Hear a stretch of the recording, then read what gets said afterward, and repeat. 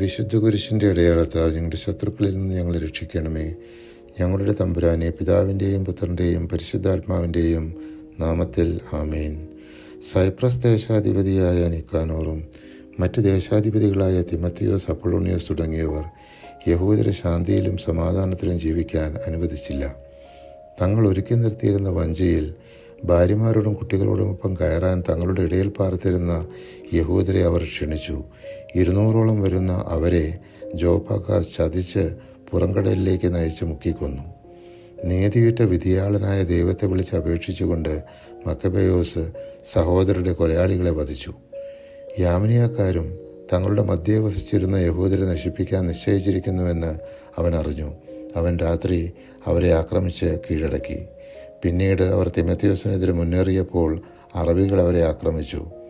യൂദാസും സൈന്യവും യുദ്ധോപകരണങ്ങൾ കൂടാതെ ജോഷുവയുടെ കാലത്ത് ജെറീക്കോയെ നിലംപതിപ്പിച്ച ലോകാധിനാഥനെ വിളിച്ച് അപേക്ഷിച്ചുകൊണ്ട് കോട്ടയുടെ മേൽ ഉഗ്രമായ ആക്രമണം ആരംഭിച്ചു. മക്കബെയോസ് സൈന്യത്തെ പല ഗണങ്ങളായി വിഭജിച്ച് ഓരോന്നിനും നായകന്മാരെ നിയോഗിച്ചതിന് ശേഷം തിമത്തിയോസിനെ അനുധാവനം ചെയ്തു. യൂദാസിൻ്റെ സൈന്യത്തിൽ ആദ്യ ഗണത്തെ കണ്ടപ്പോൾ തന്നെ ശത്രുക്കൾ സർവശക്തൻ്റെ ദർശനത്തിൽ ഭയവിഹുലരായി ഇടം വല നോക്കാതെ ചിതറിപ്പായുകയും പരസ്പരം പലപ്പോഴും ഏറ്റുമുട്ടുകയും ചെയ്തു. അനന്തരം യൂദാസ് കർണമായനും അതർഗാസ് ക്ഷേത്രത്തിനുമെതിരെ പടനയിച്ച് 25,000 പേരെ വധിച്ചു.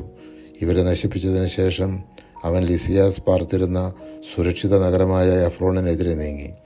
യഹൂദർ ശത്രുബലം തകർക്കുന്ന സർവശക്തനെ വിളിച്ചപേക്ഷിച്ച് നഗരം കീഴടക്കി. പെന്തക്കോസ്താൾ തിരുനാൾ കഴിഞ്ഞ് അതിവേഗം അവർ ഇദുമിയയുടെ അധിപതിയായ ഗോർജിയാസിനെതിരെ നീങ്ങി.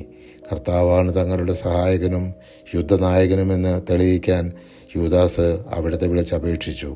അവൻ പിതാക്കന്മാരുടെ ഭാഷയിൽ കീർത്തനങ്ങൾ ആലപിച്ചു.